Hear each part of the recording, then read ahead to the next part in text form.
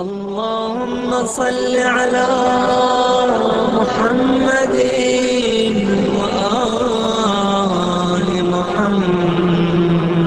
بسم اللہ الرحمن الرحیم. الحمد للہ وکفا وسلام علی عبادہ الذین اصطفی.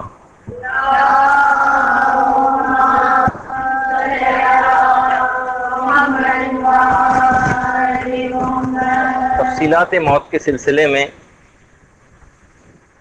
درس نمبر 14.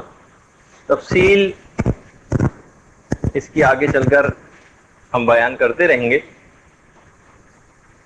اور تھوڑی سی اس سے پہلے جو ایک تمہیدی گفتگو ہوتی ہے وہ بھی آپ کے سامنے ہو جائے. جن معصوم کی آج پیدائش ہے انہی کی اس حدیث سے آج کی ہم ابتدا کرتے ہیں کہ پیغمبر اسلام ختمی مرتبہ صلی اللہ علیہ وآلہ وسلم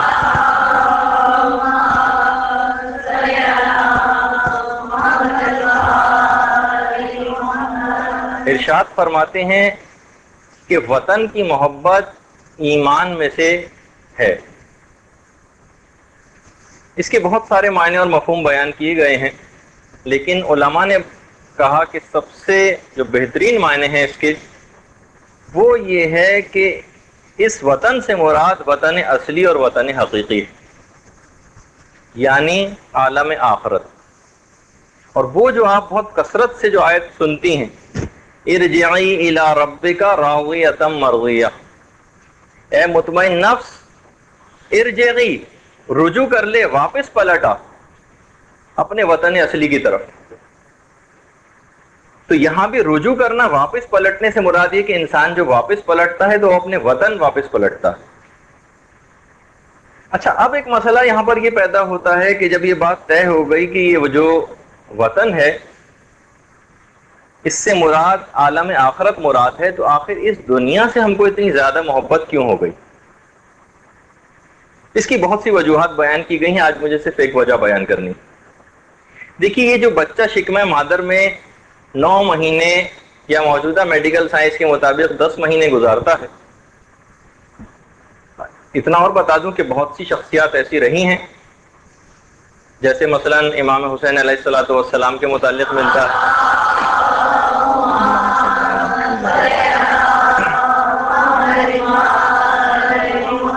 اور انبیاء میں حضرت یحییٰ کے متعلق ملتا ہے کہ یہ فقط 6 ماہ کی مدت حمل کے بعد پیدا ہو گئی.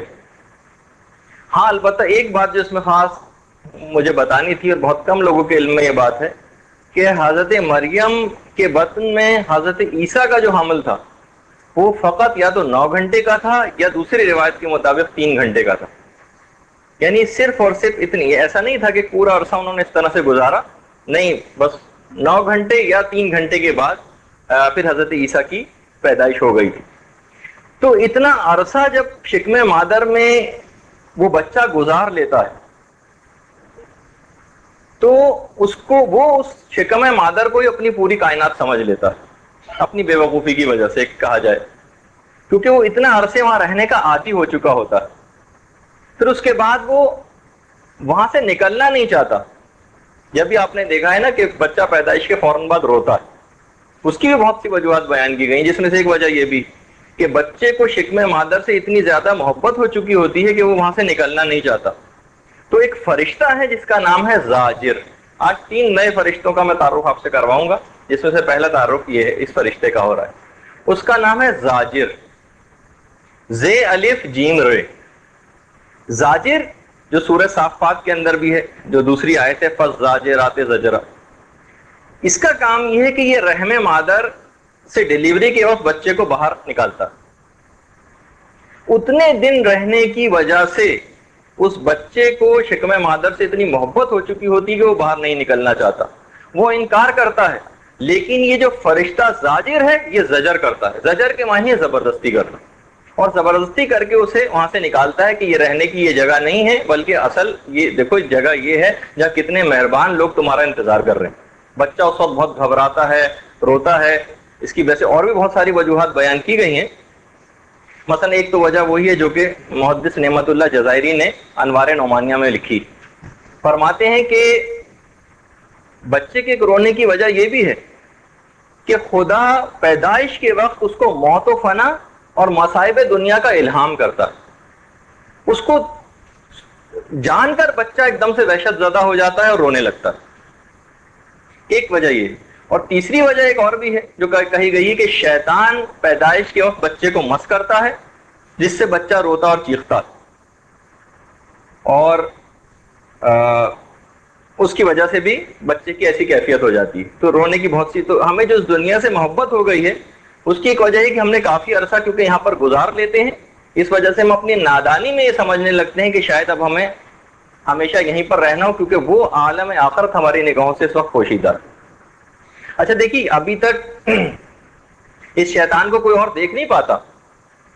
دیکھیے، جس وقت پیدائش کے فوراً بعد بچے کو شیطان مس کرتا ہے، شاید جو بچے کے کان میں اذان دینے کا جو مسئلہ ہے وہ شاید اس وجہ سے بھی ہو کہ ادھر سے شیطان موجود ہے، ادھر سے فوراً بچے کے کان میں اذان دی جا رہی ہے اور عقائد حقہ کی تعلیم دی جا رہی ہے۔ جب یہ مستحبات میں سے بھی ہے کہ جو ہم نے تربیت اولاد کے سلسلے میں کلاسز جو یہاں پر منعقد ہوئی تھیں اس میں بھی یہ بات آئی تھی کہ اس کا صحیح ٹائم یہ ہے کہ بچے کی ناف کٹنے سے پہلے اذان و اقامت دے دی جائے، اس کے بعد بھی دی جا سکتی ہے، لیکن اصل اور بہترین ٹائم جو فقہی مسئلہ ہے وہ ناف کٹنے سے پہلے اذان دینے کا مسئلہ ہے۔ اچھا، اب لوگوں کو تو نہیں نظر آتا کہ شیطان نے مس کیا ہے نہیں کیا، لیکن بہرحال جن لوگوں کی مادیات کے پردے ان کے سامنے نہیں ہیں، ان کے ساتھ بہرحال ان کو تو وہ سب چیزیں نظر آ جاتی ہیں۔ وہ جو روایت ہے نا کہ جس میں تفسیر صافی کے اندر بھی ہے کہ پیغمبر اسلام خانہ کعبہ کی دیوار سے پیٹ لگا کر بیٹھے ہوئے تھے،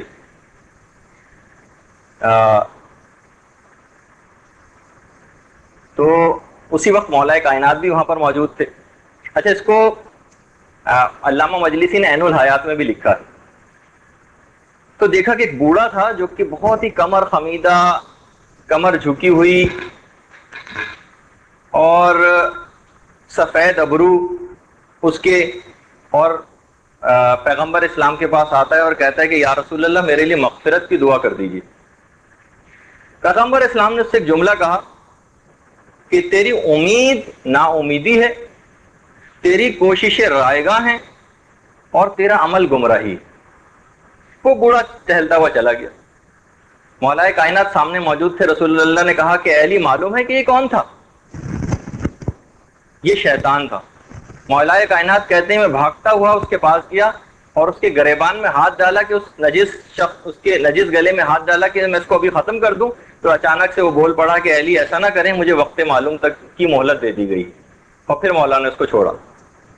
تو بہرحال خدا کے جو دیکھیے جو حقیقی دوست ہوتے ہیں نا، وہ موت سے ڈرتے نہیں بلکہ موت کا انتظار کرتے ہیں۔ فَتَمَنَّوُا الْمَوْتَ إِن كُنتُمْ صَادِقِينَ، جو کہ چھٹے امام کی بھی ہمارے روایت ہے نا۔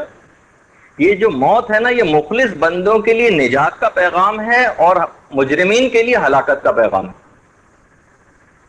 مولا کائنات نے شہزادی کونین فاطمہ الزہرا سلام اللہ علیہا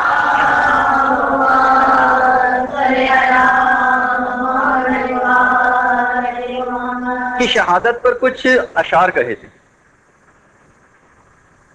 بہار میں بھی وہ اشعار موجود ہیں کہ میرا نفس اس دنیا میں رہنا نہیں چاہتا۔ دیکھیے، ہم نے اس سے پہلے کہا تھا کہ موت کی تمنا کرنا، لیکن ہم جس انداز میں مصائب دنیا سے گھبرا کر موت کی تمنا کرتے ہیں اس لحاظ سے نہیں، بلکہ ان اشخاص کا لقاء پروردگار سے جلد ملاقات کی تمنا کرنے کا ایک الگ مفہوم ہوتا تھا۔ مولا فرماتے تھے کہ میرا نفس اس دنیا میں رہنا نہیں چاہتا، میرا نفس اس دنیا میں قید ہے، کاش میرا نفس بھی اس دنیا سے نکل جاتا۔ اے فاطمہ، آپ کے بغیر زندگی بالکل بے معنی ہے، اور میں اس ڈر سے گریہ کر رہا ہوں کہیں میری زندگی طویل نہ ہو جائے۔ اور صفین کے بھی میدان میں آپ موت کو اکثر بار بار یاد کرتے تھے اور کہتے تھے اے موت آ اور مجھے راحت و آرام دے، تو میرے سارے دوستوں کو اپنے ساتھ لے گئی۔ اور خود شہزادی وفات پیغمبر کے بعد تو شہزادی نے مکرر موت کی تمنا کی تھی۔ فَتَمَنَّوُا الْمَوْتَ إِن كُنتُمْ صَادِقِينَ، اگر تم سچے ہو تو موت کی تمنا کرو۔ اور پھر جب فدق کے معاملے کے بعد مولا سے شکایت کے لیے پہنچی تھی شہزادی، تو اس وقت بھی یہ جملہ کہا تھا کاش میں اس ذلت سے پہلے مر جاتی۔ یہ جملے ہیں۔ اس کے بعد پھر قبر رسول کے اوپر بھی آئی تھی اور کافی زیادہ گریہ کرنے کے بعد شکایت کی تھی، اور اس کے بعد ایک دعا بھی کی تھی، الہی عجل وفاتی سریعا، پروردگار بس اب تو مجھ کو جلد موت دے دے، میں اس زندگی یہ دنیا سے سیر ہو چکی ہوں، میں اہل دنیا سے بیزار ہوں، اور مجھے میرے والد سے ملا دیں۔ انہی کے بیٹے، انہی خاتون کے امام حسین علیہ الصلوۃ والسلام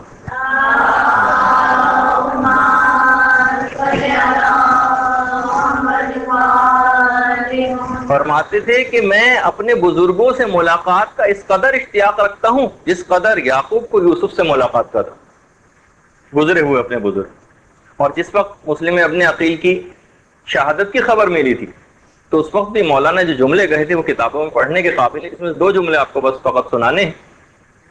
مولانا مسلم کی شہادت کی خبر سن کے فرمایا تھا کہ اگر مال اسی لیے جمع کیے جاتے ہیں کہ ان کو چھوڑ کر جانا ہے تو پھر بخل و کنجوسی کیوں کی جائے، اور اگر جسم مرنے کے لیے پیدا ہوئے ہیں تو تلوار سے قتل ہو جانا سب سے زیادہ افضل، تو پھر کیوں نہ تلوار سے قتل خدا کی راہ میں جان دی جائے۔ تو اس تمہید کے بعد آپ نے دیکھا کہ بہرحال موت کوئی ایسی چیز نہیں ہے، جو مخلصین لوگ ہیں انہوں نے باقاعدہ موت کی تمنا کی۔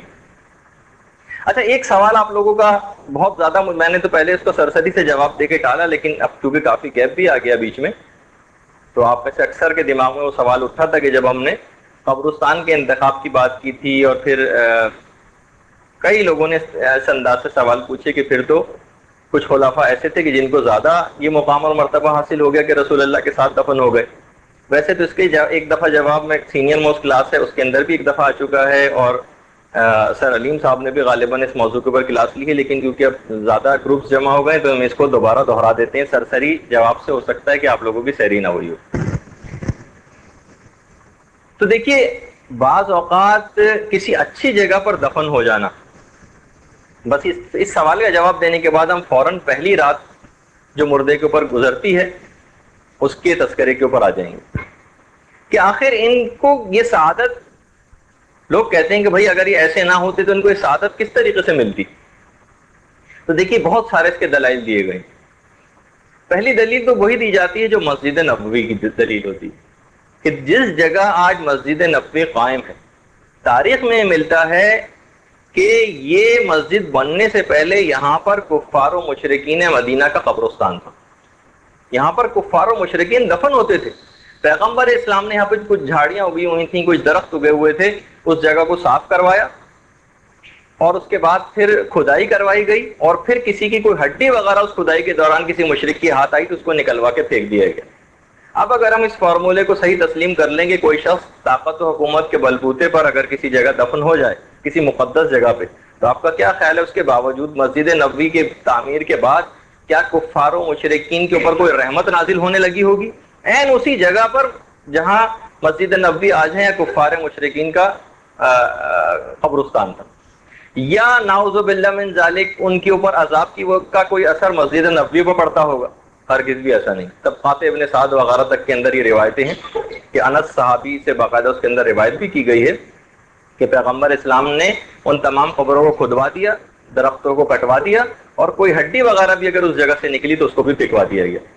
اچھا، دوسری دلیل جو اس سلسلے میں دی جاتی وہ جو سورہ اعراف کی ہے، نادا اصحاب النار اصحاب الجنت، جہنمی جنتیوں کو پکار کر کہیں گے ان افیزوا علینا من الماء او مما رزقکم اللہ، تمہیں جو کچھ خدا نے اپنے فضل سے دیا ہے اس میں سے کچھ پانی ہمیں بھی دے دو، اور اس رزق میں سے بھی کچھ ہمیں دے دو جو خدا نے تمہیں دیا ہے۔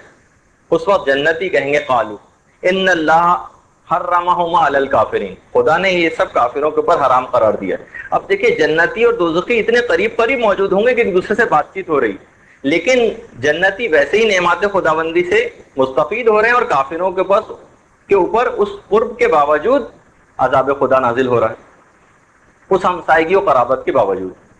یا مثلا وہ بات کہی جاتی ہے کہ جناب یہ جو مثلا آپ آتش نمرود کی مثال لے لیں، بردوں و سلامہ علی ابراہیم، جو قرآن کی آیت ہے کہ ہم نے ابراہیم کے اوپر آگ کو ٹھنڈا کر دیا تھا۔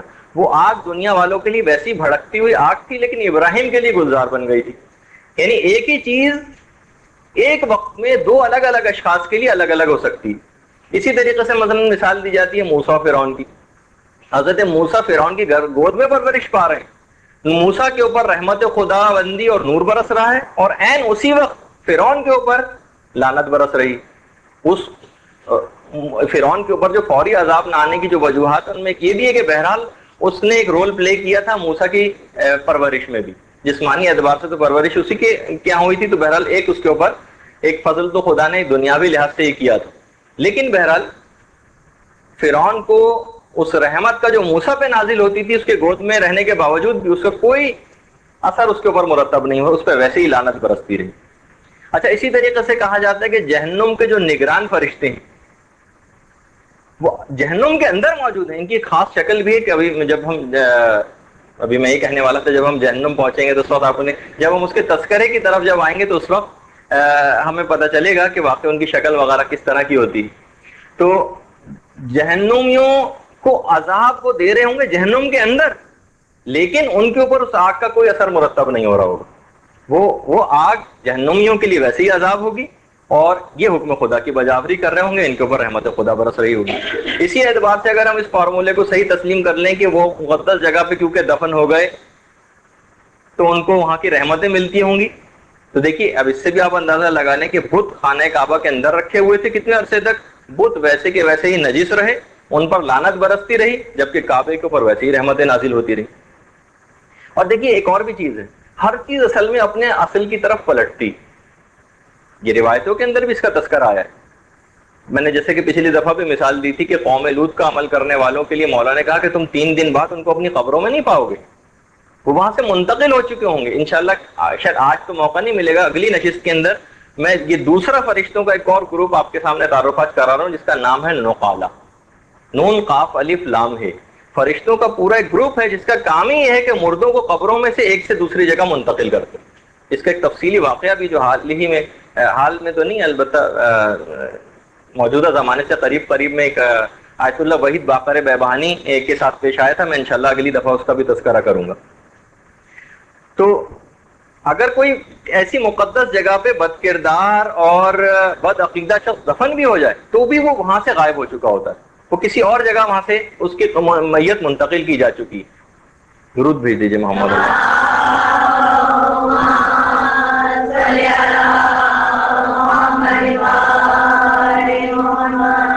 ایک صحابی آتا ہے امام کے پاس اور کہتا ہے کہ مولا مجھے ڈر ہے میرا بھائی کسی دوسرے ملک میں چلا گیا ہے.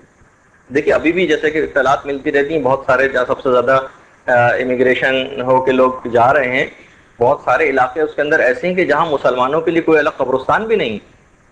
ہمارے دوست جا رہے تھے، میں ان کو اکثر اس بات کو کیا ٹھیک ہے آپ جاتے رہے، زندگی موت کا کوئی بھروسہ نہیں ہوتا، لیکن آپ یہ سوچ لیجئے کہ بالفرض اگر وہاں پہ مر گئے تو انہیں کافروں کے قبرستان میں آپ کو دفن ہونا پڑے گا جینوں بھوتوں کے ساتھ. یعنی میں ان کو ایسی مذاق کے طور پہ ڈرا رہا تھا. تو بہرحال اگر ایسا کبھی ہو جائے تو بہرحال یہ کہ اکثر ایسا ہوتا بھی ہے، جیسے اس صحابی نے سوال کر لیا کہ مولا مجھے ڈر ہے کہ نہیں میرا بھائی ایسے ملک میں کہ وہ وہیں نہ مر جائے گا. مولا نے کہا بہرحال زیادہ پرواہ کی بات نہیں، اگر وہ کسی اور جگہ دفن ہو بھی گیا تو بھی اس کو تمام مومنین کو وادی السلام میں منتقل کر دیا جاتا ہے. گھبرانے کی کوئی بات نہیں، سارے مومنین سب ایک جگہ کے اوپر پہنچ جائیں گے، تو زیادہ اس میں گھبراہٹ کی کوئی بات نہیں. تو اگر بالفرض کوئی وہاں پر اپنے طاقت اور حکومت کے زور پہ دفن ہو بھی گیا تو اب بہرحال وہ وہاں پر موجود نہیں ہے، اور مولا فرماتے ہیں کہ اس جگہ پہ اب سلمان و ابو ذر.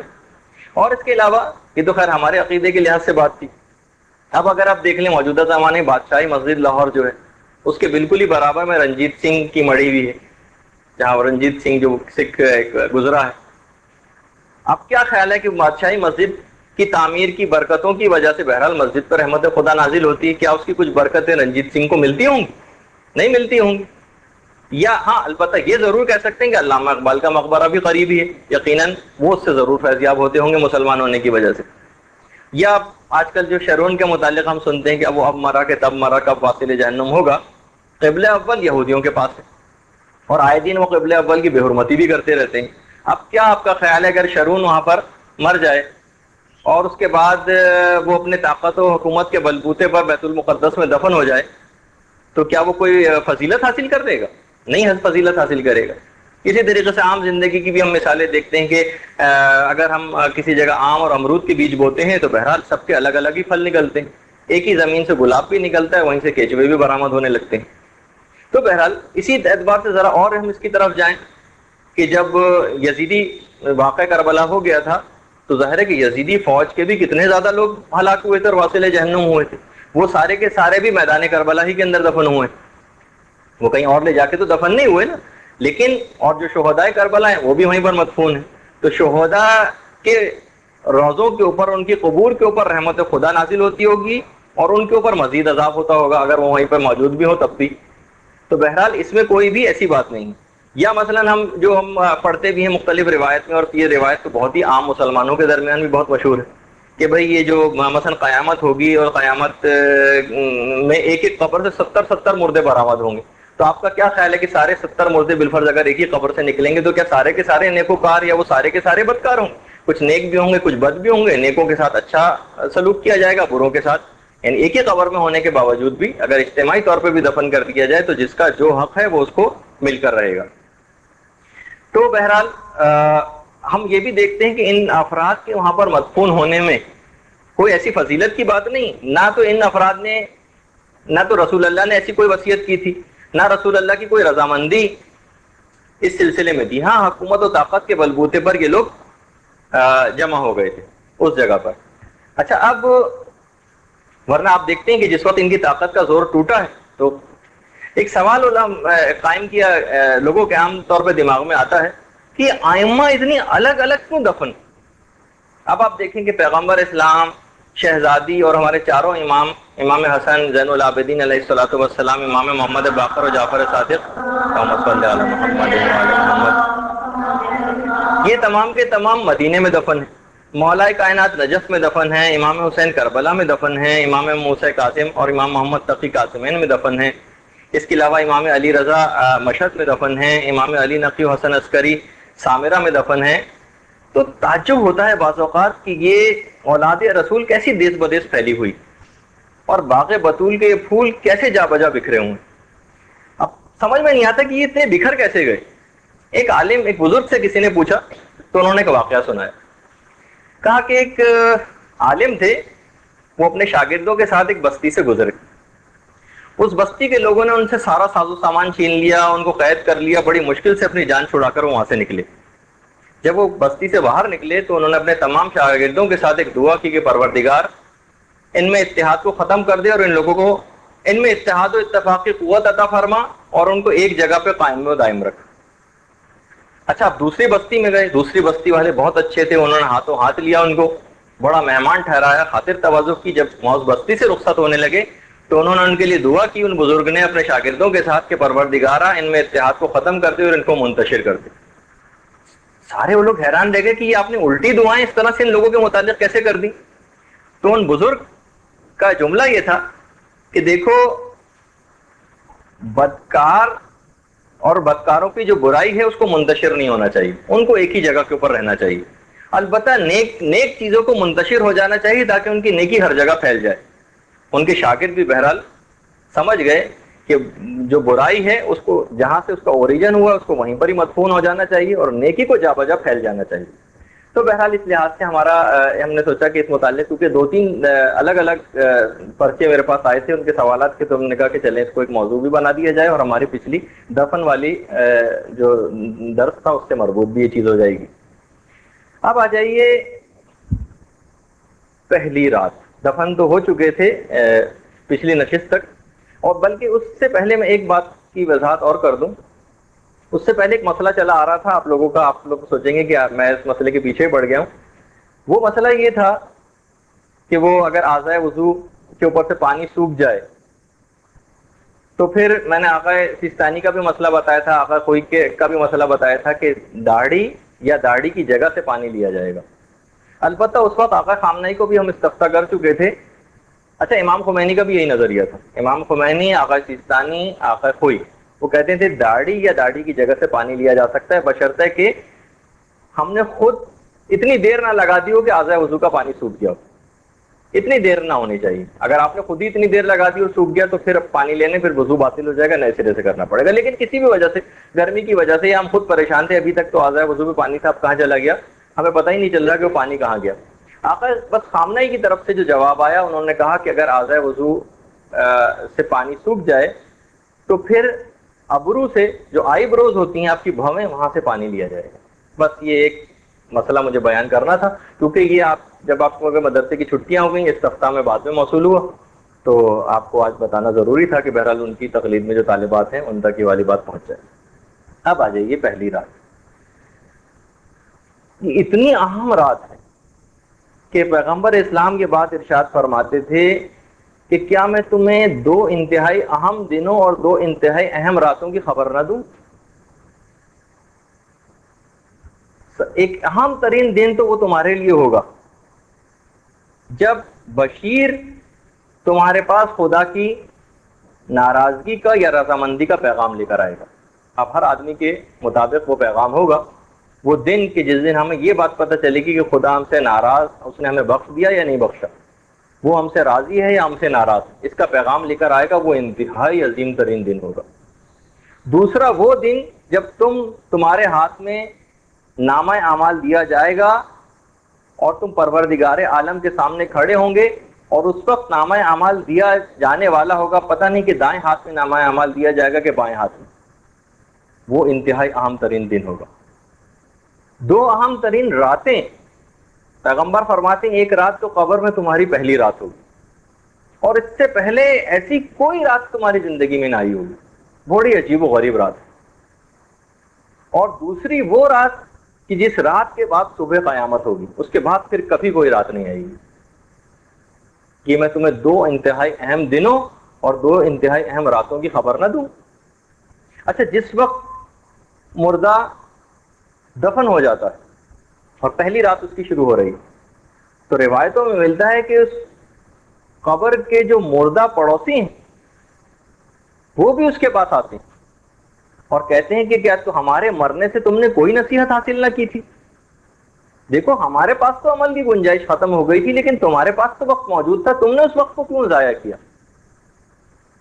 قبر کے گوشے آواز دینے لگتے ہیں اس وقت کہ اے مرنے والے، کیا تو نے کوئی عبرت حاصل نہ کی تھی؟ تو نے نہیں دیکھا تھا کہ تیرے رشتہ داروں کو کس طریقے سے کندھوں پر اٹھا کر لوگ قبرستان لائے تھے؟ اور ہمارے پانچویں امام محمد باقر علیہ الصلوۃ والسلام فرماتے ہیں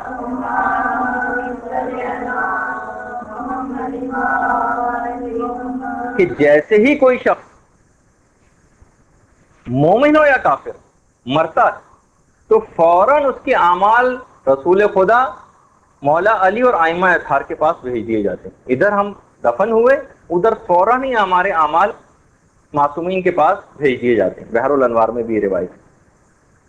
اور ادھر ہمیں وہاں پر جیسی کسی کا انتقال ہوتا ہے، یہ بھی پانچویں امام کی روایت ہے کہ اس کے اعمال اس کے قبر میں فوراً چلے جاتے ہیں. ابھی ہم دفن بھی نہیں ہوتے کہ ہمارے اعمال ہماری قبر میں چلے جاتے ہیں، اور اس کے لیے آسودگی کا ایسا سامان مہیا کرتے ہیں اس انداز سے جس طریقے سے کوئی غلام اپنے آقا سے پہلے کسی جگہ پہ پہنچ جائے اور اس کے لیے آرائش اور بستر کا انتظام کرے. اس طرح سے کچھ جو ہم نے زندگی بھر نیک اعمال کی ہیں وہ ہماری قبر کے اندر پہنچ جائیں گے. اچھا، اور پھر اس کے بعد وہ آیت بھی ذلیل کے طور پہ پیش کی جاتی جو سورہ روم کی آیت ہے، جو وہ اما الذین سے شروع ہو کے یمہدون پہ ختم ہوتی ہے. آپ جا کے قرآن میں دیکھیے گا کہ جنہوں نے بھی اچھے کام کیے وہ اپنے لیے آسائش کا سامان مہیا کر رہے ہیں. یعنی جو بھی اچھے اعمال آپ کر رہی ہیں آپ کے لیے قبر میں آسائش کا سامان بنیں گے. اچھا، جیسے ہی آپ اور ہم سب لوگ قبر کے اندر دفن ہوں گے، ہمارے ساتھ ہمارے ایک ہم نشین بھی دفن ہو جائے گا.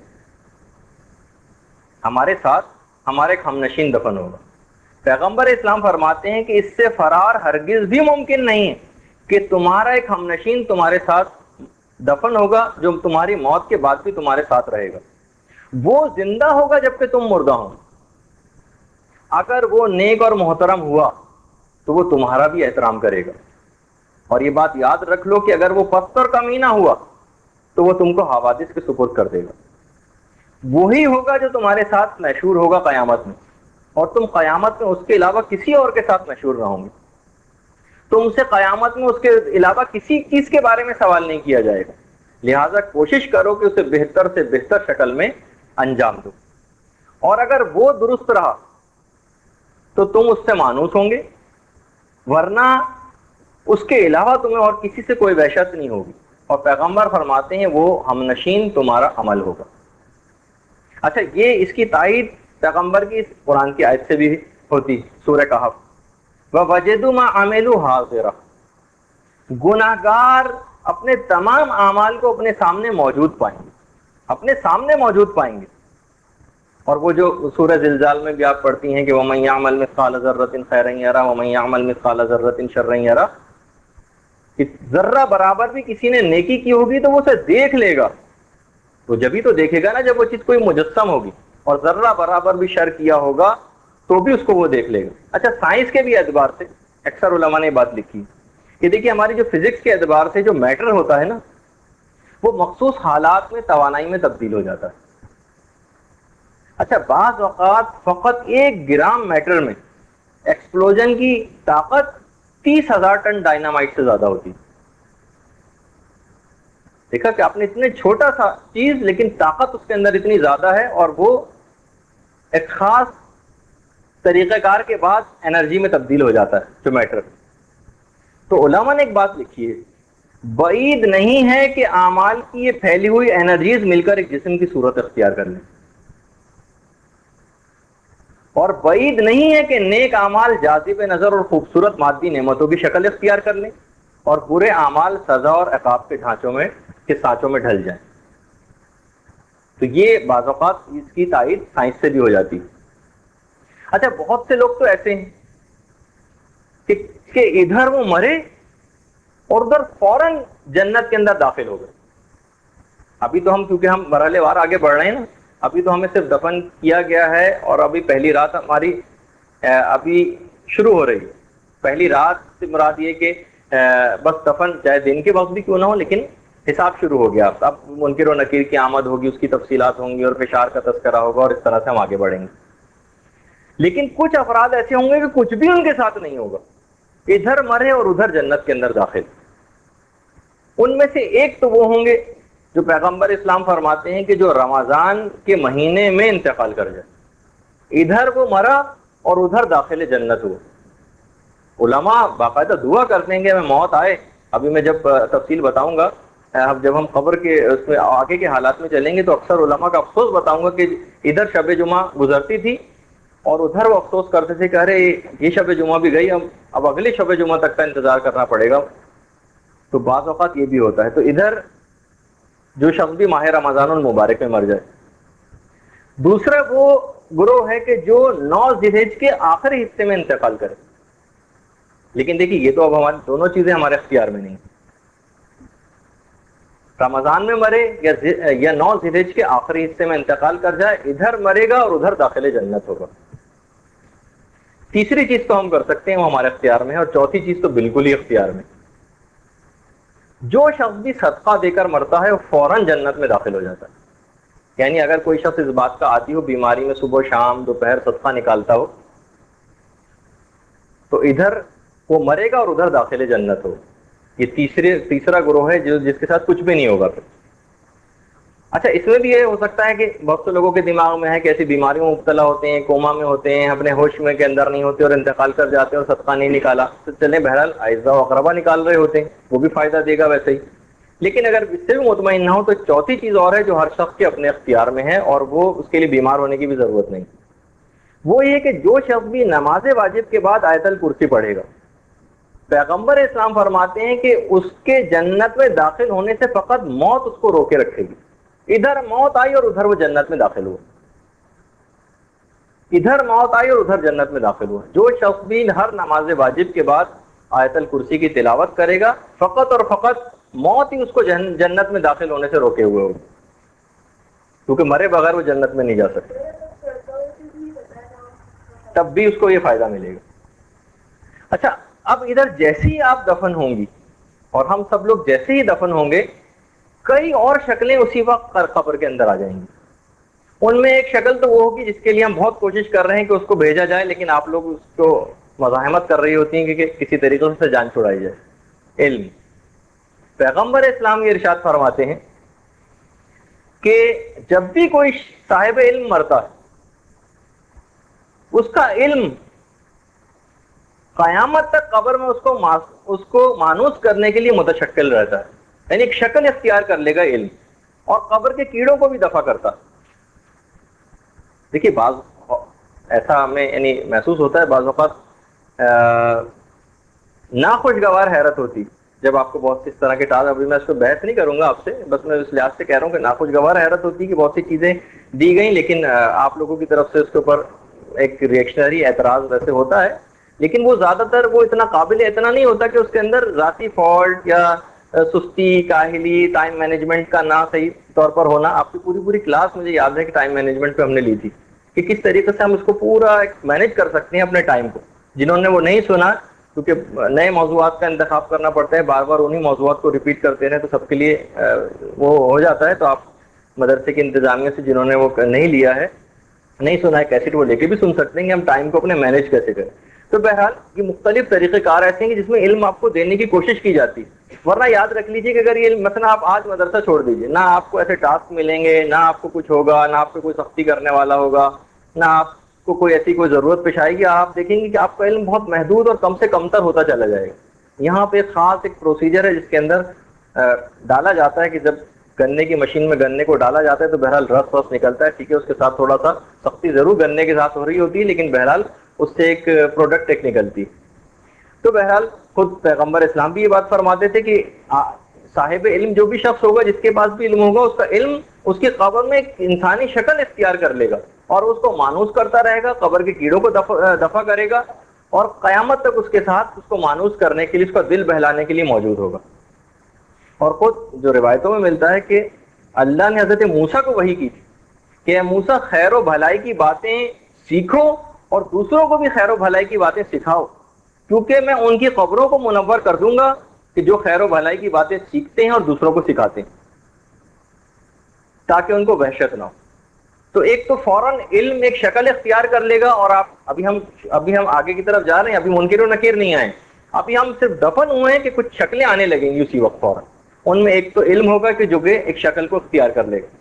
دوسری چیز روایات میں یہ بھی ملتی ہے اور پیغمبر اسلام سے مروی روایت ہے کہ جو بھی کسی دوسرے مومن کو خوش کرے گا یا اسے کوئی خوشی کی بات سنائے گا، پروردگار عالم اس سے ایک فرشتے کو خلق کرے گا، اس سے ایک فرشتہ پیدا ہوگا، اور جب وہ کبھی بندہ مرے گا تو وہ فرشتہ انسانی شکل میں اس کی قبر میں آ جائے گا۔ وہ آدمی مرنے والا دیکھ کر حیران رہ جائے گا کہ تم کون ہو، اس سے پہلے تو میں تم کو نہیں جانتا تھا۔ اس نے کہا تم نے مجھے نہیں پہچانا، میں وہی خوشی ہوں جو تم نے فلاں مومن کو دی تھی، آج خدا نے مجھ کو اس شکل میں تمہارے پاس بھیجا ہے، اب میں اس وحشت میں تمہارا انیس ہوں، میں تم کو ثابت قدمی عطا کروں گا، قیامت میں بھی میں تمہارے پاس رہوں گا، میں تمہاری شفاعت بھی کروں گا، تمہارا مقام بھی جنت میں تم کو دکھلاؤں گا۔ تو یہ دوسری شکل ہوگی۔ جتنی بھی آپ کوشش کریں بجائے اس کے کہ لوگوں سے لڑائی جھگڑا، تعلقات کی خرابی، ان کو ناراض کرنا، زیادہ سے زیادہ دوسروں کو خوشیاں اور آسانیاں مہیا کریں، وہ ایک خاص ایک شکل مومن وہ ایسے اختیار کر لے گی اور وہ قبر میں قیامت تک کے لیے مونس و جلیس ہوگی، یہاں تک کہ وہ شکل بالکل جنت میں مقام دکھائے جانے تک آپ کے ساتھ ساتھ رہے گی۔ یہ دوسری شکل ہے جو اسی وقت قبر کے اندر آ جاتی۔ تیسری وہ چیز یہ بھی ملتا ہے کہ انسان کو اس کی قبر میں وہ تمام چیزیں بھی ڈرانے کے لیے آ جاتی ہیں جن سے وہ دنیا میں تو ڈرا کرتا تھا مگر اللہ سے نہیں ڈرتا تھا۔ یہ نہ ہو جائے، یعنی عام دنیاوی امور کی وجہ جو ہمیں ڈر اور چیزیں موجود تھی، ہم خدا سے نہیں ڈرتے تھے اور اس وقت لوگوں سے ڈر رہے ہوتے۔ یہ تیسری یہ بھی روایت کے اندر تذکرہ آیا۔ اچھا اب آ جائیے سوال و جواب کا جو مرحلہ ہوگا۔ چھٹے امام جعفر صادق علیہ الصلوۃ والسلام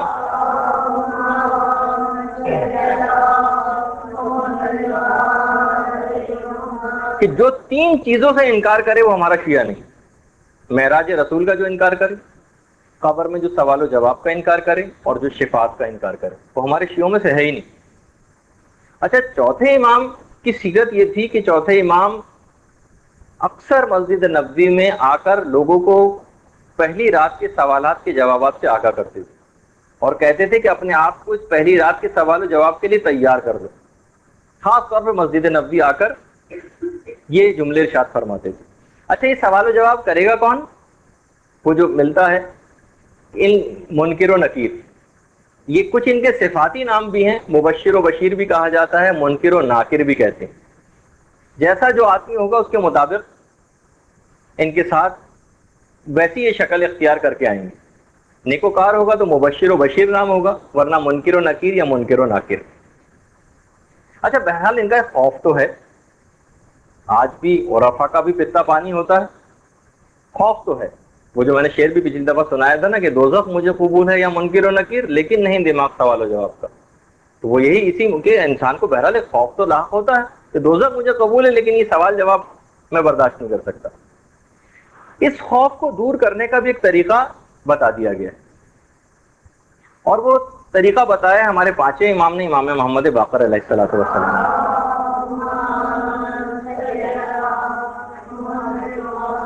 کہ جو شخص بھی 23 رمضان کی رات کو جاگ کر 100 رکعت نماز پڑھے گا, منکر و نکیر کا خوف اس سے مکمل دور ہو جائے گا اور اس کی قبر بالکل منور ہو جائے گی.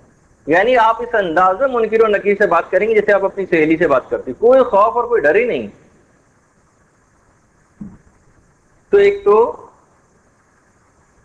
یہ ہے خاص طور پہ طریقہ. جب یہ اکثر علماء کے لیے حکایات میں ملتا بھی ہے کہ ایک عالم سے, ظاہر ہے کہ اس طرح کے نیک اعمال سب پہلے سے انجام دے چکے تھے, اب ان کا ثمرہ دیکھنا. تو جب منکر و نکیر ان کے پاس آئے سوال و جواب کے لیے اور سوالات کرنے شروع کیے, تو ان عالم نے ایک جملہ کہا.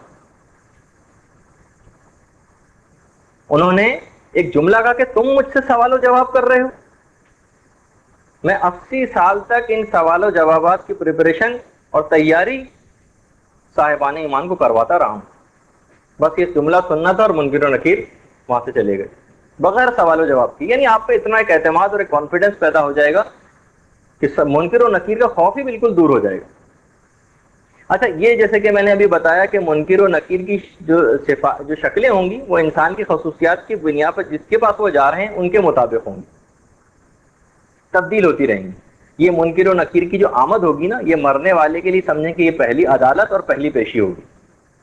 ایک فرشتہ آپ کے دائیں طرف آ کر بیٹھ جائے گا اور دوسرا فرشتہ آپ کے بائیں طرف آ کے بیٹھ جائے گا, اور اس کے بعد پھر اس کے بعد کے بھی جو عذاب دیتے ہیں وہ یہی 2 فرشتے دیتے ہیں جو کہ ہم آگے کی نشست کے اندر بیان کریں گے.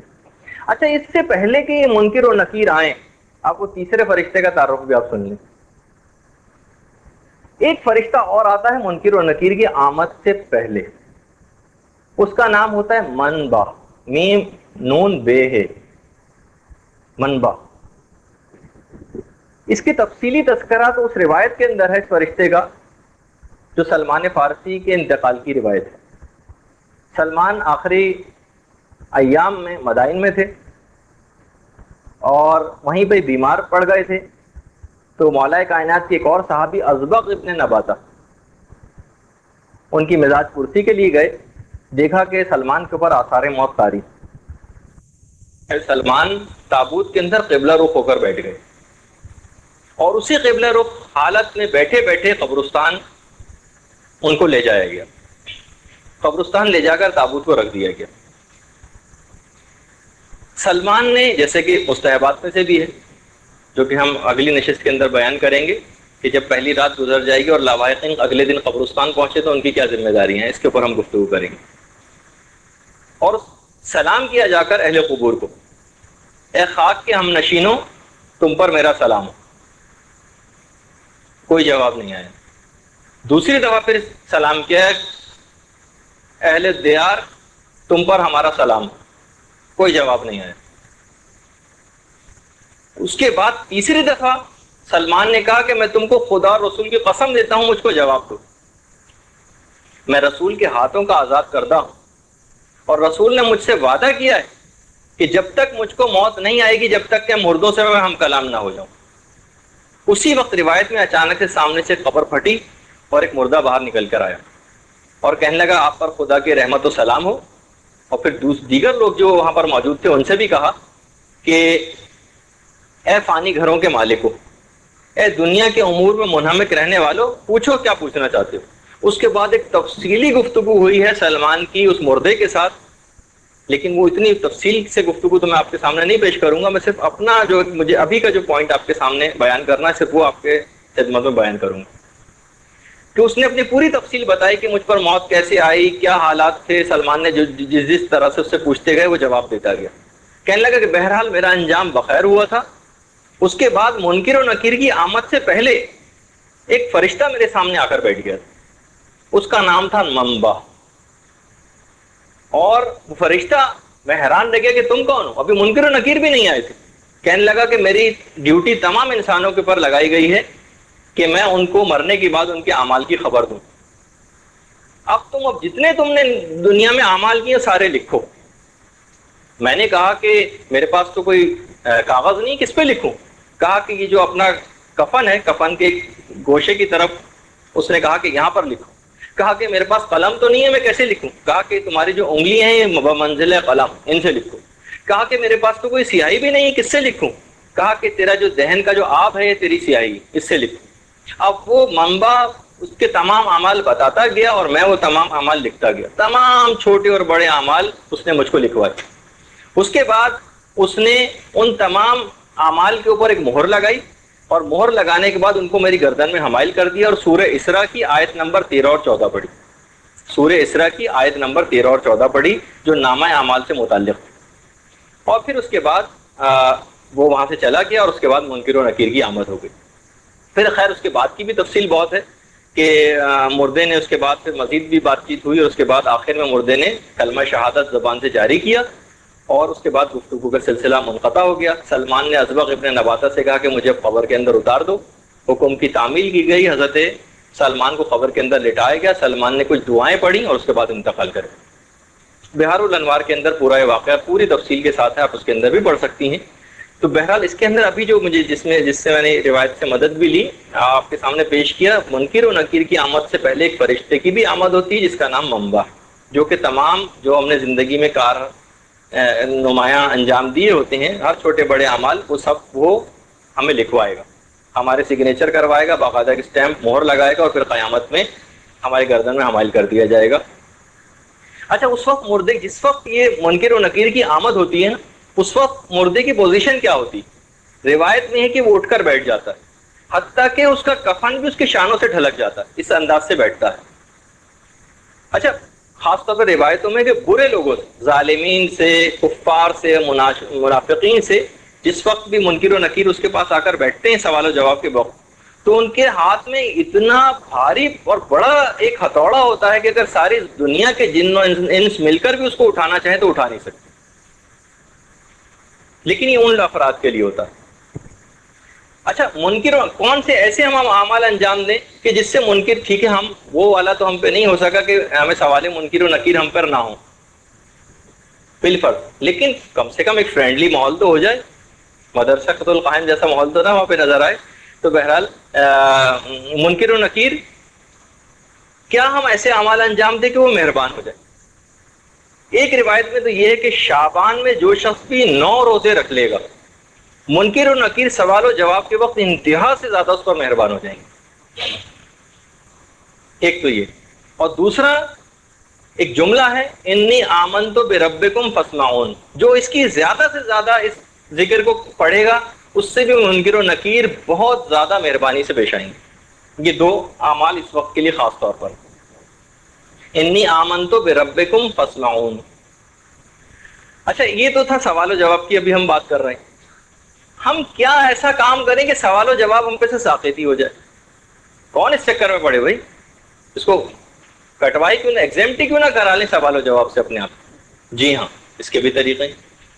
پہلا طریقہ تو یہ بتایا گیا ہے کہ جو بھی شخص روزانہ رات کو سوتے وقت سورہ ملک کی تلاوت کرے گا، سوال منکر و نکیر اس پر سے بالکل ساقط ہو جائے گا، ہوگا ہی نہیں، پوچھا ہی نہیں جائے گا. ہاں، رات کے وقت کسی بھی وقت سورہ ملک کی جو بھی پابندی کے ساتھ اس کو پڑھے گا، سوال منکر و نکیر اس سے ساقط ہو جائے گا. جی نہیں، یہ اسی میں شامل، ایک اور تو یہ سب ثواب ایڈ ہوتے جائیں گے. اس میں 8 روزے تھے، یہ اس کے اندر یہ 9 روزے، یعنی ایک روزہ اور رکھ لیں گے تو اسی کا ثواب اور فائدہ مل جائے گا. اچھا، دوسری چیز ایک اور، وہ بہرحال ذرا نسبتاً زیادہ مردوں سے متعلق ہو جاتی ہے، لیکن روایت میں یہ جملہ ہے کہ جو بھی مردوں کے لیے خاص طور پر، اچھا اس کی کچھ خاص حکمتیں بھی ہیں. داڑھی میں خضاب کرنا، یہ روایت میں یہ ہے کہ منکر نکیر سے کہے گا کہ جو بھی شخص داڑھی میں خضاب لگاتا ہوگا، منکر نکیر سے کہے گا کہ اس سے پوچھنے کا کوئی فائدہ نہیں، کیونکہ اس کے چہرے پر تو اسلام کا نور چمک رہا ہے، یہ روایتوں کے اندر یعنی واقعی ایسی روایتیں ہیں خضاب سے متعلق اور بالکل اوتھینٹک روایات بھی، اور بڑی اس کی تاکید بھی آئی۔ البتہ وہ ہمارے شعراء حضرات، مجھے شعر ویسے تو یاد نہیں، لیکن وہ کہتے تھے کہ مجھے سفید بالوں اور سیاہ بالوں کی کوئی غرض نہیں، اصل میں یہ جو خضاب لگایا ہے نا، یہ ماتم جوانی میں سیاہ پوش ہو گئے ہیں میرے داڑھی کے بال جو۔ خیر وہ تو ان کے شاعروں کی بات تھی۔ تو بہرحال اب وہ کسی بھی طرح سے یعنی بس جس کو عرفاً یہ کہا جائے کہ یہ خضاب ہے۔ اچھا، اور تیسرے وہ افراد ہیں کہ جو کہ خوش قسمتی سے کربلا میں دفن ہو جائیں۔ باقاعدہ ہمارے ایک عالم گزرے ہیں آیت اللہ وحید باقر بیبہانی، جن کو میں نے اس سے پہلے بھی کہا تھا کہ میں ان کا ایک واقعہ پیش کروں گا، جن کو استاد الکل کہا جاتا ہے، استاد اصولیین کہتے ہیں۔ اخباری علماء کو سب سے بڑی شکست انہوں نے دی تھی اور کربلا میں مرجع تھے اپنے زمانے کے۔ اس وقت پورا مکتب فکر جو اس وقت قائم ہے اصولیین کا، جس میں ہمارے تمام مجتہد علماء شامل ہیں، یہ اصولیین کہلاتے ہیں، اس کو قائم ہی آیت اللہ وحید باقر بیبہانی نے کیا تھا۔ اچھا، انہوں نے ایک رات ایک خواب دیکھا، اور خواب میں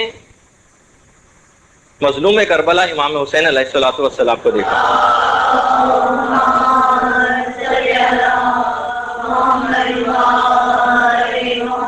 اور کہنے میں نے مولا سے سوال کیا کہ مولا جو شخص بھی کربلا میں دفن ہو جائے کیا منکر و نکیر اس سے سوال کریں گے؟ تو امام نے بہت ایک لحاظ سے غضبناک ہو کر جواب دیا، ہے کسی ملک اور فرشتے میں ہمت کہ اس سے سوال کر سکے؟ یعنی اس سے بھی معلوم بھی چلا کہ اس کے بعد خیر جب یہ ان کا عام ہوا، کیونکہ ایسی جگہوں کے اوپر مستقل مجاورت اختیار کرنا، اکثر فقہی مسائل بھی ایسے ہیں کہ جو یہ مقدس جگہیں جیسے مکے کے متعلق بھی یہ چیز آتی ہے، کربلا کے متعلق بھی آتی ہے کہ یہاں پر مستقل رہائش اختیار کرنا کراہیت رکھتا، کیونکہ اس کی جگہ کی عظمت کہیں دل سے نہ نکل جائے۔ تو بہرحال لیکن اس واقعے کے بعد جب عام ہوا تو اکثر لوگوں نے اس کے باوجود بھی مجاورت وہاں کی اختیار کیوں، کہا کہ دیکھیے یہ فائدہ کچھ کہ کراہیت وہ اپنی جگہ ہے، لیکن یہ فائدہ کتنا بڑا۔ اور ایک اور صنف بھی اس کے اندر شامل ہے، وہ شہید ہے کہ اس سے بھی کوئی سوال منکر و نکیر نہیں ہوا کرتا۔ اچھا، جو منکر و نکیر ہوگا اس کی آواز کیسی ہوگی؟ پیغمبر اسلام کی ایک زوجہ پیغمبر سے کہتی ہیں کہ جب سے آپ نے منکر و نکیر کی آواز کا تذکرہ کیا ہے اور جب سے آپ نے قبر کے دبانے اور فشار کا تذکرہ کیا، کوئی چیز مجھے نافع نہیں ہوتی، کسی طور پہ مجھ کو چین نہیں آتا۔ پیغمبر اسلام نے جواب دیا کہ دیکھو، مومنین کے لیے منکر و نکیر کی آواز ایسی ہوگی جیسے سرما آنکھ میں لذت بخش ہوتا۔ بڑی تسلی دی۔ اور اس کے بعد فشار کے لیے پیغمبر اسلام نے ایک اور جملہ کہا، جب میں فشار کی گفتگو ہوگی تو اس وقت بتاؤں گا۔ تو بہرحال مومنین کے لیے اس کی آواز ایک انتہائی لذت بخش اور بہترین آواز ہوگی۔ اچھا، کن افراد سے سوال کیا جائے گا؟ یہ ذرا میں ایک اہم بات آپ کو بتا دوں، اکثر لوگ ذرا اس متعلق، لیکن علماء کا ایک نظریہ اس سلسلے میں بتا دیا جائے۔ چھٹے امام کی ایک حدیث سے علماء استنباط کرتے ہیں، وہ یہ کہتے ہیں، چھٹے امام فرماتے ہیں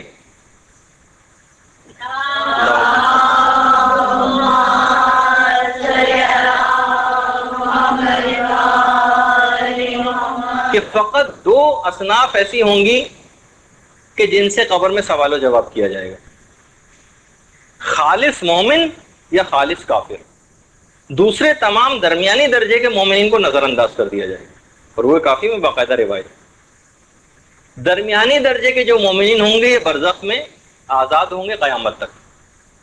اچھا، اس کے اندر جن لوگوں سے سوال جواب نہیں ہوگا ان میں ایک تو اطفال تمام شامل ہیں، بچے، جتنے مجانین ہیں، مجنون اور پاگل، وہ سب اس میں شامل ہیں، جتنے مستضعفین ہیں، نہ کوئی جزا ان کو ہے نہ کوئی سزا اس میں، بالکل اس طرح سے جیسے کوئی شخص سو رہا ہو، بس یہ ان کے ساتھ ہوگا۔ جبھی وہ قرآن کی آیت بھی ہے نا کہ جب یہ قیامت میں اٹھیں گے تو یہ پکار اٹھیں گے، کس نے آخر ہم کو ہمارے خوابگاہ سے اٹھا دیا۔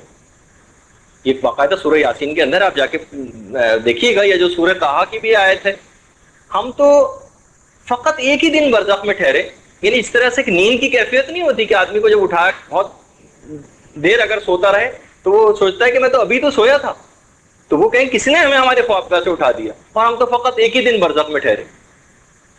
محدث نعمت اللہ جزائری نے انوار نعمانیہ میں باقاعدہ لکھا ہے کہ جتنے بھی کامعقل افراد ہوں گے، مجنون ہوں گے، یا زمان فطرت میں گزرنے والے لوگ ہوں گے، زمان فطرت کہتے ہیں وہ فے تے رے تے فطرت، یہ وہ زمانہ ہوگا جو دو انبیاء کے درمیان میں جو لوگ گزر گئے ان لوگوں کا زمانہ کہلاتا ہے زمانے فطرت. یا جو شخص بہت زیادہ بوڑھے ہو جاتے ہیں، جن کی عقل بالکل جواب دے جاتی ہے، زیادتی عمر کی وجہ سے ان کی ضعیف العقل ہو جاتے ہیں، ان کو چھوڑ دیا جائے گا. قیامت میں البتہ یہ روایت میں ہے کہ ان کو کامل العقل کیا جائے گا قیامت کے میدان میں، اور اس کے بعد ایک آگ بھڑکائی جائے گی اور اس کے اندر ان کو حکم دیا جائے گا کہ اس کے اندر داخل ہو جاؤ. اگر یہ اس کے اندر داخل ہو گئے تو ان کو جنت میں بھیج دیا جائے گا، اور اگر یہ داخل نہیں ہوئے تو ان کو زبردستی دھکیل دیا جائے گا جہنم میں، اس آگ. علامہ مجلسی نے حق الیقین میں اس تعویل کو بہت پسند فرمایا ہے، اور خود ملا محسن فیض کاشانی نے منہاج النجات میں اسی عقیدے کو اختیار کیا. اچھا، اب سوال یہ پیدا ہوتا ہے کہ وہ پوچھا کیا جائے گا، کیا سوالات ہوں گے؟ دیکھیے، جیسے میں نے ابھی کہا کہ چوتھے امام مسجد نبوی میں پہلی رات کے سوالوں کے متعلق بہت زیادہ لوگوں سے آگاہ کرتے تھے. تقریباً جو روایتیں متفرق ہیں سب کو جمع کریں تو 13 سوالات بنتے. قبر کے اندر 13 سوالات پوچھے جائیں گے. اچھا، آج بالکل وقت نہیں رہا، ورنہ آج ہم کافی آگے بڑھ جاتے منکر و نکیر کے سوالات سے، لیکن بہرحال اتنا وقت آج نہیں رہا اور ضائع بھی نہیں ہوا. دونوں اہم اعلانات بھی بہت اہم تھے، اور اس سے پہلے مولانا کی کلاس بھی بہت اہم. دیکھیے، جو 13 سوالات ہوں گے اس میں ایک تو یہی سوال ہوگا جو آپ سنتی آ رہی ہیں کہ تمہارا خدا کون ہے، تمہارا نبی کون ہے، تمہارا امام کون ہے، تمہارا دین کیا ہے، تمہاری کتاب کون سی ہے، تمہارا قبلہ کون سا ہے، تم نے عمر کیسے گزاری، تم نے مال کیسے جمع کیا اور کس طرح سے خرچ کیا. نماز کے متعلق سوال ہوگا، روزے کے متعلق سوال ہوگا، حج کے متعلق سوال ہوگا، زکوٰۃ کے متعلق سوال ہوگا. زکوٰۃ میں خالی یہ والی زکوٰۃ ہی نہیں، زکوٰۃ فطرہ بھی زکوٰۃ شمار ہوتی ہے. زکوٰۃ کے متعلق سوال ہوگا، اور 13واں سوال انسان کے دوستوں کے متعلق بھی اس سے سوال کیا جائے گا کہ کس طرح کے تم نے دوست بنائے اور کیسے نہیں بنائے. یہ 13 سوالات روایات کے اندر آئے کہ یہ اس سے پوچھے جائیں گے. اچھا، اب ایک سوال لوگوں کے دل میں پیدا ہوتا ہے کہ بھائی جب خدا کو معلوم ہے ایک چیز تو پھر یہ سوال جواب کرنے کی ضرورت کیا؟ تو دیکھیے، اتنا اور بتا دیا جائے کہ یہ خدا اپنی معلومات میں معاذ اللہ اضافے کے لیے سوال جواب نہیں کر رہا، بلکہ اس نے بہت سے ملائکہ کی ڈیوٹی ہی عبادت ہی قرار دی ہے. مثلا منکر و نکیر کی عبادت یہ ہے کہ لوگوں سے سوال جواب کریں. اسی طریقے سے بہت سے فرشتے ایسے ہیں جن کی عبادت کتابت اعمال ہے. یہ جو کرامن کاتبین بیٹھے ہوئے ہیں اور یہ لوگوں کے اعمال لکھ رہے ہیں، ان کی عبادت ہے. بہت سے ملائکہ ایسے ہیں جن کی عبادت ہی مومنین کی حفاظت کرنا. یہ سب اپنی اپنی ڈیوٹی انجام دے رہے ہیں. ان کا خدا نے ایک سسٹم ایسا بنایا ہوا، ورنہ خدا نے معاذ اللہ اپنی معلومات میں اضافے کے لیے ایسا نہیں کیا ہے. اچھا، اب جس شخص نے بھی بالکل صحیح جواب دے دیے، جو نیک افراد ہوں گے ان کے متعلق فوراً فرشتے اس وقت کہیں گے اب تم سو جاؤ. ایسی نیند اس کو پھر آئے گی جس میں وہ طرح طرح کی کامیابیاں دیکھے گا اور شیریں خواب اس کو نظر آئیں گے. اچھا، اپنا مقام اس کو جنت میں دکھلا دیا جائے گا، اس کو اس کا مقام جنت میں دکھلا دیا جائے گا. اس وقت وہ پروردگار سے کہے گا کہ پروردگار مجھے جنت میں داخل کر دے. فوراً کہا جائے گا ابھی ٹھہر جاؤ، ابھی تمہارے بہن بھائی نہیں آئے ہیں ابھی، اور دیگر مومنین نہیں آئے، اب سو جاؤ. اور پھر جب وہ اٹھے گا تو پھر قیامت کا دن ہوگا، اور اس وقت وہ اپنے دیکھے گا کہ اس کو کیا اس کا ثواب اور فائدہ ملے گا. اور بہت سی روایت میں یہ بات آئی ہے کہ اس کی روح کو آسمانوں میں فوراً بعد لے جایا جاتا ہے. سوال و جواب کے وقت فرشتے اس کو عرش الہی میں لے جاتے ہیں، اس کی روح کو سجدہ کرنے کا حکم دیا جاتا ہے، اور پھر میکائیل کو پھر یہ حکم ہوتا ہے کہ اس کو دیگر ارواح کے ساتھ رکھو اور اس کا جسم اس کی قبر میں لے جاؤ. قبر اس کی 70 گز لمبی چوڑی ہو جاتی ہے، اور باقاعدہ ایک روایت میں ہے کہ اس کو کھانا بھی کھلایا جاتا ہے. تلاوت قبر سے اس کی قبر روشن ہو جاتی ہے، اور نور اس کی قبر میں آ جاتا ہے جو سورج کی طرح سے چمکتا ہے. اس وقت احتیاطاً نیک اعمال تمام مجسم ہو کے چاروں طرف جمع ہو جاتے ہیں. روایتوں میں ہے کہ نماز دائیں طرف آ جاتی ہے، زکوٰۃ بائیں طرف ہوتی ہے، صبر و استقامت ارد گرد کھڑا ہو جاتا ہے، اور لوگوں پر احسان کرنا اس کے اوپر سایہ فگن ہو جاتا ہے آسمان کی طرف سے. صبر اس وقت یہ کہتا ہے کہ دیکھو اس کا خیال رکھو، اور دیگر اعمال سے کہتا ہے کہ تم اس کا خیال رکھو، اگر تم اس کے کام نہ آ سکے تو پھر میں اس کے کام آؤں گا. اور جو ہمارے 5ویں امام سے بھی روایت ہے اور 6ٹھے امام سے بھی روایت ہے کہ 6 چیزیں ایسی ہیں کہ جو قبر میں آ جائیں گی. نماز، روزہ، زکوٰۃ تو آئیں گی جیسے کہ ابھی آپ نے سنا. البتہ جو نیکیاں ہیں وہ پاؤں کی جانب ہوں گی، اور حج و عمرہ اس کی پشت کی طرف کھڑا ہو جائے گا۔ چھٹی چیز ایک بہت ہی خوش شکل وہاں پر اور موجود ہوگی کہ سارے اعمال حیران ہو کے اس سے پوچھیں گے کہ آپ کون ہیں؟ تو وہ یہ کہیں گے، وہ شکل یہ کہے گی انا الولایت آل محمد، میں آل محمد کی ولایت ہوں۔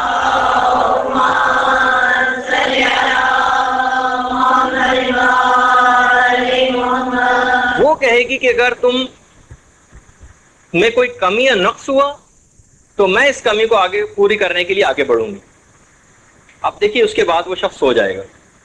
پیغمبر فرماتے ہیں کہ سب سے زیادہ، پیغمبر سے بھی روایت ہے اور مولا سے بھی روایت ہے، کہ آخرت کے اعتبار سے سب سے زیادہ قابل رشک وہ آدمی ہوگا کہ جو مٹی کے نیچے محو خواب ہوگا، عذاب سے بالکل مطمئن اور ثواب کی امید کے اندر سو رہا ہوگا۔ اور دنیا کے اندر جو سب سے قابل رشک جو آدمی ہے وہ ہوگا جو نیکیوں میں جلدی کرنے والا ہوگا، جو نیکیوں میں جلدی کرنے والا ہوگا۔ یہ دنیا میں قابل رشک وہ ہے اور آخرت میں وہ ہے جو تمام عذابوں سے بے پرواہ ہو چکا ہے۔ اچھا، جیسے ہی اس کو جنت کی خوشخبری دلائی جائے گی سونے سے پہلے، وہ اچھل کر دوڑ کر اپنے گھر والوں کے پاس اس خوشخبری کو سنانا چاہے گا، لیکن فرشتے انتہائی خدمت گزارانہ لہجے میں سنی انسنی کر دیں گے، کہیں گے کہ آپ لیٹے رہیے، آپ قیامت تک آپ کو یہاں پر آرام کرنا ہے، اور ایک ایسا آرام ہوگا جس کے اندر کوئی خلل اور کمی واقع نہ ہوگی۔ میت بار بار خوش ہو کر کہے گی پروردگار جلد سے جلد قیامت برپا کر دے تاکہ میں اپنے مال اور اپنے اہل تک پہنچ سکوں، لیکن اس کو نہیں جانے دیا جائے گا، خدا کی حکمت ہے، اور بہرحال اس کو وہیں سو جانے کا حکم ہو جائے گا۔ اچھا، اب اس کے بعد بس میں آج کیونکہ وقت پورا ہو گیا، پورے 5 بج گئے ہیں، اگرچہ تھوڑی سی گفتگو آج اور بیان کرنی تھی لیکن اس کو ہم فی الحال یہیں تک روکتے ہیں۔ تھوڑا سا البتہ منکر و نکیری سے متعلق جو صحیح جوابات نہ دے سکیں گے ان کے ساتھ کیا ہوگا یہ ہم آگے چل کر اپنی آئندہ گفتگو میں ذکر کریں گے۔ اس کے بعد اگلی شاید پوری گفتگو فشار قبر پہ ہوگی، لیکن اس سے بالکل بھی ڈرنے اور گھبرانے کی ضرورت نہ ہوگی، کیونکہ وہ سارے ہم اعمال بھی ذکر کر دیں گے، جتنے خطرات بھی ہیں اس کی پیشگی آگاہی ہو چکی ہے، اور جو اعمال اس سے بچنے کے وہ بھی انشاءاللہ سب بیان کر دیں گے۔ تو آپ لوگوں کے بہت سارے سوالات بھی آ گئے، انشاءاللہ ان کو میں بعد میں دیکھوں گا اور ان کے بعد میں جوابات دیے جائیں گے۔ والسلام علیکم ورحمۃ اللہ